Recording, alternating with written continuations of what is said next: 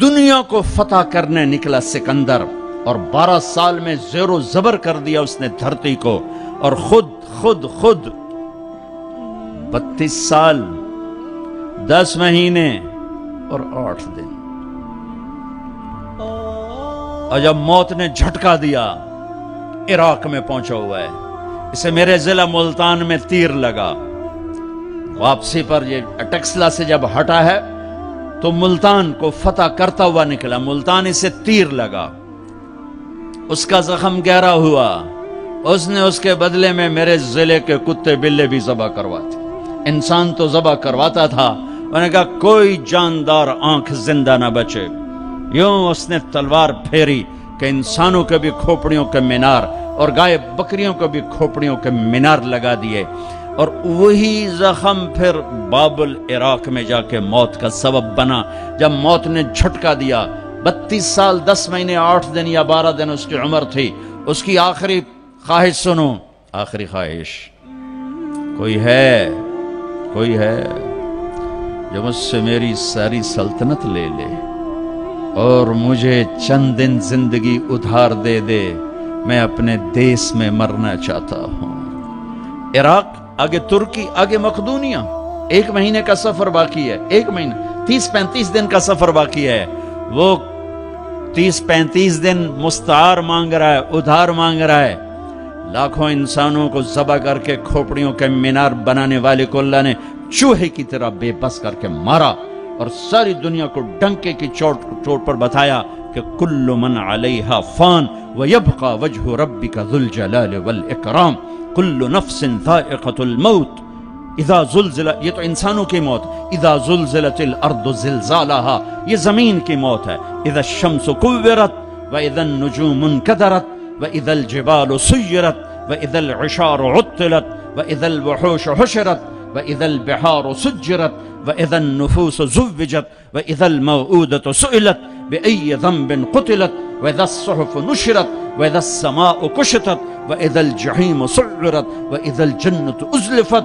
میرا رب ساری کائنات کی موت بتا رہا ہے، اذا الشمس کورت، سورج کی موت، واذا النجوم انکدرت، ستاروں کی موت، واذا الجبال سیرت، پہاڑوں کی موت، اذا السماء انفطرت، آسمان کی موت، وَإِذَا الْكَوَاكِبُ انتثرت، ستاروں کی موت، وَإِذَا الْقُبُورُ بُعْثِرَتْ، زمین کی موت، فَقُلْ يَنْسِفُهَا رَبِّي نَصْفًا، ایک موت کل کائنات پہ اللہ لانے والا ہے، جب ساری کائنات زیر و زبر کر کے سب کو موت کے گھاٹ سلا کر 7 آسمان کے فرشتوں کی جان نکال کر پھر آخر میں تکبر سے پوچھے گا کون باقی ہے، تو ملک الموت اسرائیل کہے گا عرش کے فرشتے باقی ہیں اور ہم 4 باقی ہیں۔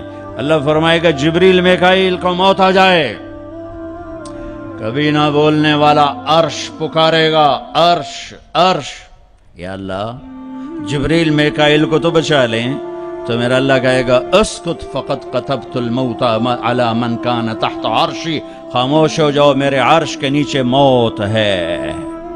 کون باقی؟ یہ جبریل پڑا ہے، یہ میکائیل پڑا ہے، کون باقی؟ یا اللہ عرش کے فرشتے اور ہم 2 باقی۔